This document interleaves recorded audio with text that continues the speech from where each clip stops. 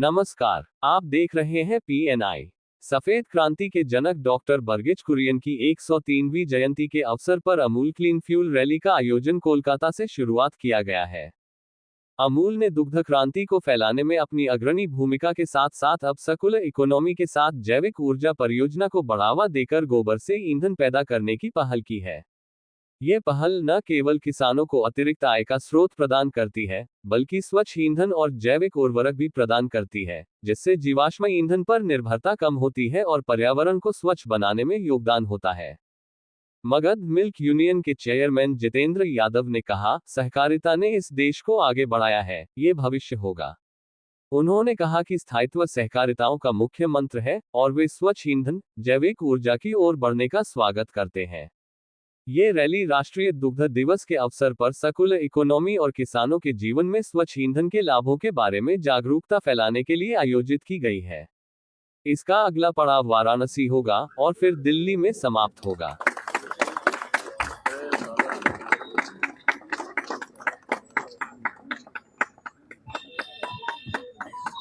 सबसे पहले तो कोऑपरेटिव जो है एक माननीय गृह मंत्री केंद्रीय सरकार की तरफ से एक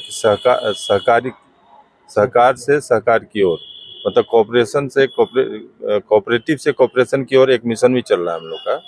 उसी के तहत हम इस प्रोग्राम को देखते हैं कि सारे सहकारी जितनी भी संस्थाएं हैं सब आपस में अगर कोऑर्डिनेट करके चलें तो एक बहुत बड़ा कोऑपरेटिव जो है देश में खड़ा होगा। जो हमारा जो लक्ष्य है, सरकार का लक्ष्य है कि आर्थिक रूप से एक बहुत शक्तिशाली देश बनाना, उसमें कोऑपरेटिव का बहुत बड़ा योगदान होगा। उस मिशन के तहत ही हम लोगों ने अमूल के इस मिशन को एक साथ मिलकर और हमने ऑर्गेनाइज किया। सर, बायोगैस का आगाज किया जा रहा है, तो उसके लिए आप एक बहुत बड़ा विजन है इसके पीछे, और ये विजन जो है कहीं ना कहीं सहकारी संस्थाओं के लिए बहुत ही उत्तम है, क्योंकि हमारे यहाँ सहकारी संस्था में जो किसान जुड़े हैं उनका, जैसा कि वक्ताओं ने बताया इसमें, कि जो गोबर है वेस्ट है, उसका मूल्य जो है अभी तक जो है किसानों तक सही ढंग से उनको कन्विंस करके या उनको जागृत करके हम लोग नहीं बता पाए हैं। इस मिशन से इसका लाभ ये होगा कि वो लोग अपने गोबर से ही अपने यहाँ बिजली पैदा करके अपने यूज़ का कम से कम जो है अगर वो कर लेते हैं तो देश का जो एनर्जी है वो बचेगा, और अपने पैरों पर खड़ा होने की और जितने भी संयंत्र हैं उनके, उसको भी वो अपने गोबर गैस प्लांट के माध्यम से उसको कर सकते हैं। मतलब पूर्ण रूप से स्वतंत्रता ही ये एक और बहुत बड़ी उपलब्धि होगी श्वेत क्रांति के बाद। अगर ये क्रांति आती है जिसका प्रयास हो चुका है, प्रारंभ हो चुका है, तो ये अपने आप में एक अलग क्रांति होगी जिसको लीड करेगा कोऑपरेटिव। पंचायत तक तो सुधा पहुंच चुकी है और सभी किसानों से भी दूध इकट्ठा कर रही है। क्या उसी तरह से गायों का जो गोबर है बायोगैस, एक मिशन जो है बरौनी में इसका स्टार्ट हो चुका है।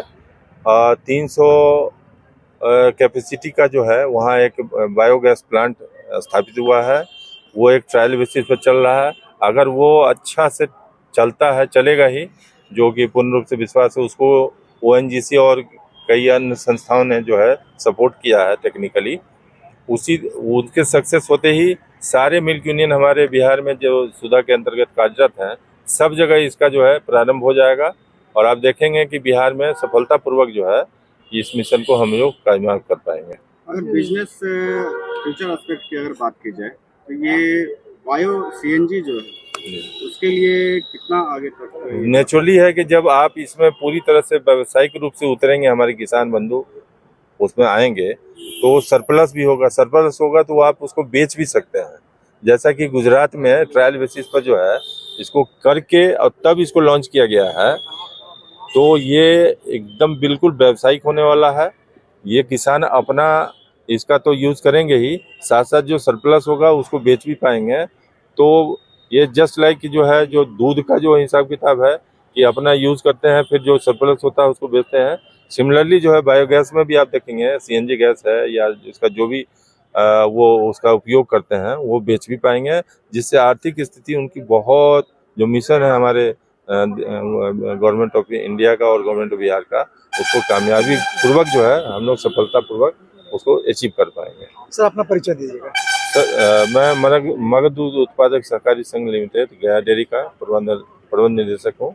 हम तो किसानों का हम लोग अपना प्रयास कर रहे हैं, जितना मगध प्रमंडल के अंतर्गत जितना गांव में जो किसान हैं वो सोसाइटी से जुड़ करके और अपना जो खेती बाड़ी करके और पशुपालन करके जो भी दूध होगा वो हमारे शहर में आएगा अपना व्यवस्था से, और इसका हम लोग जो लाभ होगा मुनाफा होगा, हर साल व्यवसाय में मुनाफा होती है, उसका लाभांश भी हम किसानों के बीच में प्रति वर्ष वितरण करने का हम लोग निर्णय लिए हैं और वितरण कर भी रहे हैं।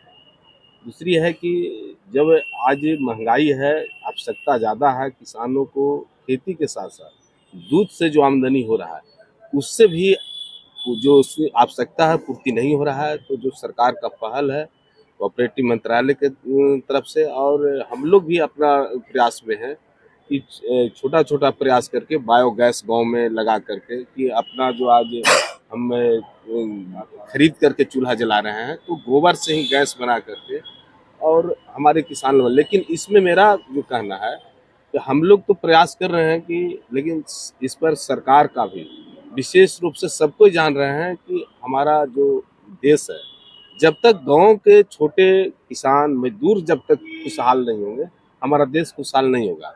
उसमें ज़रूरत ही है कि जो किसान के जो उपलब्ध है जो चीज़, जैसे में गोबर उपलब्ध है, आज गांव में जब जानवर भी सूख जाती है तो उसको चारा खाती है और दूध नहीं देती है, तो बड़ा निराशा लगता है कि इसको रखने से हमको क्या फ़ायदा है।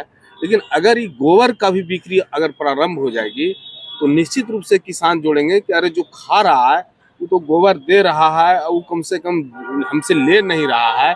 तो यह एक पशुपालन के लिए, जानवर के लिए इसे एक हद तक कहा जा सकता है गौ हत्या पर भी कमी आएगा, बिल्कुल कमी आएगा। नहीं तो आज क्या होता है गांव में कि जब जानवर भी सूख जाती है, चारा खाती है, कुछ देती नहीं है, तो उसका मन में ही भाव हो जाता है कि इसको चाहे औने पौने भाव में बेच देना है, उसे कटने के लिए मजबूरी हो जाता है किसान को।